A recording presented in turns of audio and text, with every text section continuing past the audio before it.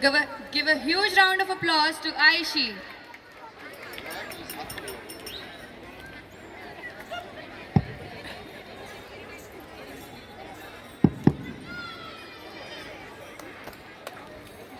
नमस्कार। आज मैं आयशी आप सभी के समक्ष एक कविता प्रस्तुत करने जा रही हूँ जिसका शीर्षक है शिशुपाल वध। यह कविता श्री सतीश सृजन जी द्वारा लिखी गई है। इस कविता में वह बताते हैं कि कैसे महाभारत काल में श्री कृष्ण के द्वारा शिशुपाल का वध हुआ। वह लिखते हैं कि करके अधीन सारे राजा जब चक्रवर्ती बन जाता है, आयोजन करता महायज्ञ जो राजसूय कहलाता है। थी बड़ी युधिष्ठिर की इच्छा राजसूय यज्ञ करवाने की, मंशा प्रसन्न थी राजा में सम्राट अजय कहाने की। राजा ने ऋषि मुनियों द्वारा आयोजन भव्य कराया था, नाते रिश्ते सारे राजा सबको न्योता भिजवाया था। कोई रंग हो या बन नरेश, मिन माधव कोई वजूद नहीं, सारे विधान फलहीन सदा यदि मधुसूदन मौजूद नहीं। यह सोच युधिष्ठिर ने भेजा पहला न्योता गिरधारी को, अभिनय करके बुलवाया था बैठाया पास मुरारी को। सब राजे आए सच कर, शिशुपाल को भी बुलवाया था। श्री कृष्ण का यह सम्मान देख वो मन ही मन गुस्साया था। बचपन से बैठान रखा शिशुपाल ने श्री गोविंदा से, हरि से विरोध न हितकारी यह कौन कहे मत मंदा से। जो रीत यज्ञ की अलबेली आरंभ जहाँ से होना था, पहली पूजा पूरे मन से सर्वोच्च देव को देना था। है कौन भला सर्वोच्च जहाँ जिसे पहली पूजा दे जाए, सहदेव कृष्ण का नाम लिया सारे के सारे हर्षाए। अनुमोदन भीष्म पितामह कर प्रस्ताव से स्वीकार किया, सारे सहमत थे पर मन में शिशुपाल ने है प्रतिकार किया। एक शब्द न बोला निज मुख से, लेकिन अंदर जल भुन बैठा। सबके मुखमंडल हर्षित थे, शिशुपाल दिखा ऐठा ऐठा। की सर्व सम्मति से आरंभ कुंती सुत ने हर की पूजा, मन ही मन थे प्रसन्न बहुत माधव समझग में ना दूजा। सारा ब्रह्मांड तरसता है नारायण आज कृपाल हुए, कोई पुण्य विशेष मेरा जागा है सोच के सभी निहाल हुए। केशव की कृपा से केशव को आचार्य कर रहे थे वंदन, पंचम दस स्वर्ण की विधि से पूजा करवाते ये नंदन। सत्कार कृष्ण का सह न सका, शिशुपाल क्रोध भर के बोला, तुम सब लोगों की मत मारी गीदड़ को नाहर समतोला। सब मिलकर पुनः विचार करो, खोजो कोई नरसम्मानी, महाराज युधिष्ठिर समझाओ सहदेव बात ये बचकानी।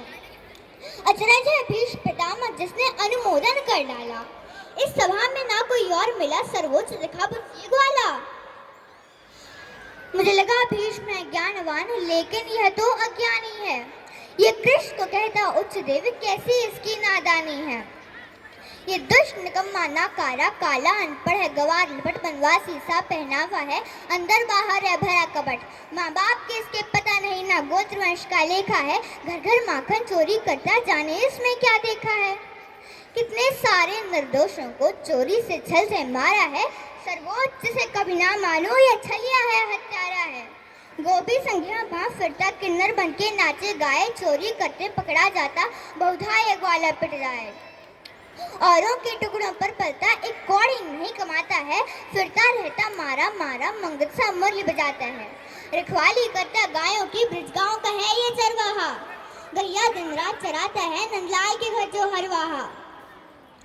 रिजवान लली आगे पीछे जब देखो तब मंडराता है, खोटे चरित्र का चाल चलन ये बिल्कुल मुझे न भाता है।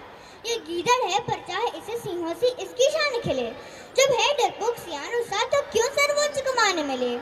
है ना अमात्य ना राजा है, ना देव पितृ गंधर्व नहीं, ना सैनिक है ना योद्धा है, इसका कोई संदर्भ नहीं। गाली पर गाली उगल रहा, शिशुपाल विवेक विहीन बना, विपरीत बुद्धि अनाश काल बकरा मूर्ख अपशब्द घना। संपूर्ण लोक के स्वामी को शिशुपाल नहीं पहचान सका, जाने क्यों व्यर्थ उलझ बैठा ना हर की कृपा को जान सका।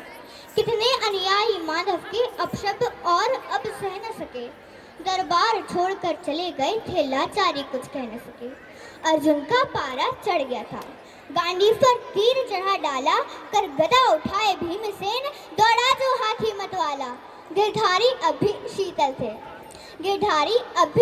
थे, तिनका भर भी ना शोक किया, फिर याद प्रतिज्ञा दिला तभी कान्हा दोनों को रोक लिया।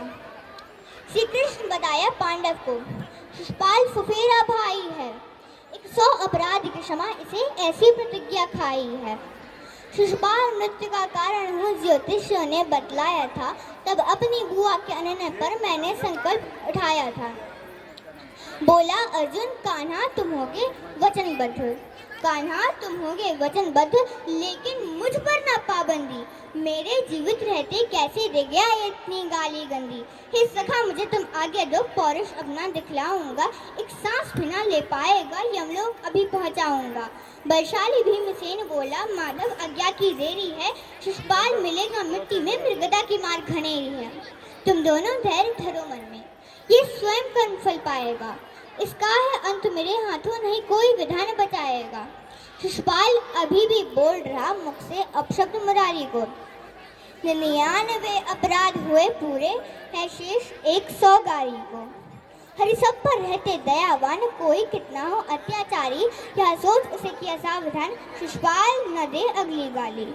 था बुद्धिहीन ना ध्यान दिया, 100वां अपशब्द भी कह डाला, फिर क्या था 100 में गोविंदा को एक रूप दिखा बहु विकराला।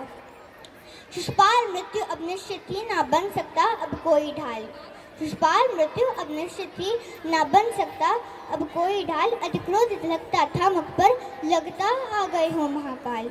श्री कृष्ण कपित होकर बोले, मेरी बुआ के कारण शेष रहा, 100 गाली माफी का प्रण था, लेकिन अब कुछ ना शेष रहा। प्रण हुआ पूर्ण मेरा तुझको, अब कोई बचा ना पाएगा, प्रण हुआ पूर्ण मेरा तुझको, अब कोई बचा ना पाएगा, तेरे अपराध में क्षमा योग्य तत्काल तुम्हारा जाएगा। अगला अपशब्द निगलते ही तब चक्र सुदर्शन बार हुआ, था अंत लिखा हर के हाथों, शिशुपाल संहार हुआ। छेदी नरेश हरिद्रोही था, थी काल गति बन गया अधम, 100 गाली पूरे होते ही श्री कृष्ण किया शिशुपाल वधम। हरि को शिशुपाल न जान सका दुर्भाग्य सम किया काम, गोविंद के हाथों उमर करके सीधा पहुंचा गोलोक धाम। धन्यवाद। बहुत खूबसूरत ये प्रसंग है।